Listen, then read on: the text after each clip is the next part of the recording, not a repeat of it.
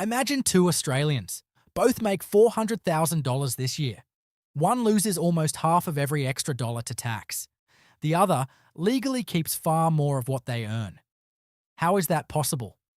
Is the tax system broken? Are the wealthy using loopholes? Or are they simply playing by rules most Australians never learn? Here's the surprising part. The biggest difference isn't how much money they make, it's how they make it.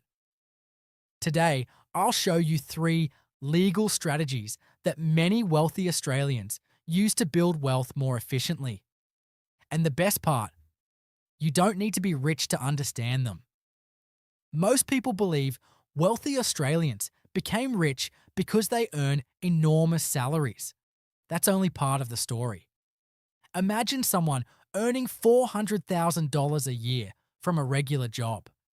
Every payday, income tax is deducted before much of that money ever reaches their bank account.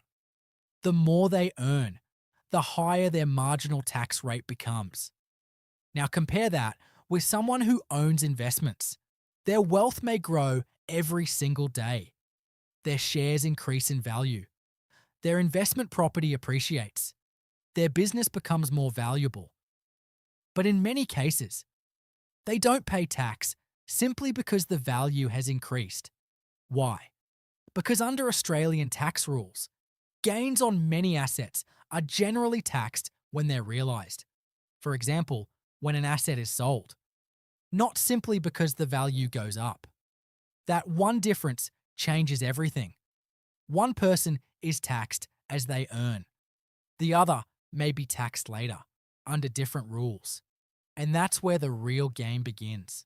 Imagine your salary is a bucket of water. Every payday, someone pours fresh water into that bucket. Before you can drink it, the government takes a portion out. The bigger your salary becomes, the larger the scoop. Now imagine something different. Instead of carrying buckets forever, you plant a tree. At first, the tree looks small. It doesn't seem impressive. But every year, it grows. Eventually, it starts producing fruit. That tree represents assets, shares, investment property, businesses, superannuation investments. Assets don't just reward your time. They have the potential to grow in value while you're living your life, sometimes while you're asleep. And unlike salary, many investment gains are taxed under different rules, often only when they're realised. That's why wealthy Australians spend so much time building assets instead of relying only on pay rises.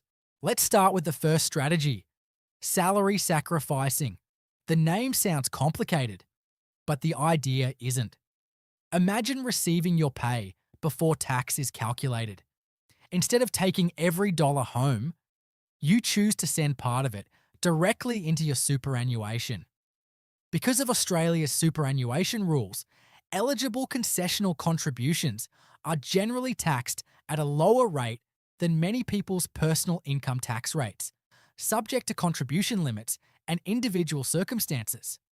That means more of your money can stay invested, year after year, compounding quietly in the background. It's one reason many higher income Australians use salary sacrifice as part of their retirement strategy. Not because they're avoiding tax, because they're following rules designed to encourage retirement savings. Next, the offset account. Most Australians think cash belongs in a savings account, but there's another option if you have an eligible home loan. Imagine you owe $600,000 on your mortgage. Now imagine you have $50,000 sitting in cash. If that money sits in a normal savings account, you might earn interest, and that interest is generally taxable. But if the money sits in an offset account linked to your home loan, it reduces the balance used to calculate interest on the loan. You're effectively paying interest on less debt.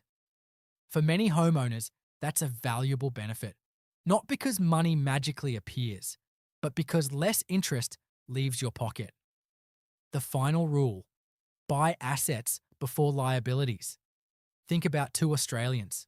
One receives a bonus. The first buys a brand new luxury car. The second buys investments. 5 years later, the car is worth much less. The investments may have grown. One purchase takes money out of their pocket. The other has the potential to put money back in. That's one of the biggest mindset shifts wealthy Australians make. Before asking, "What do I want to buy?" they ask, "Will this make me richer or poorer over time?" Here's the truth. The wealthy don't have a completely different tax system. They're using many of the same laws available to everyone else. The difference is they understand them. They know the difference between earning income, growing assets, reducing unnecessary interest, and planning for the long term. That doesn't mean everyone can use every strategy.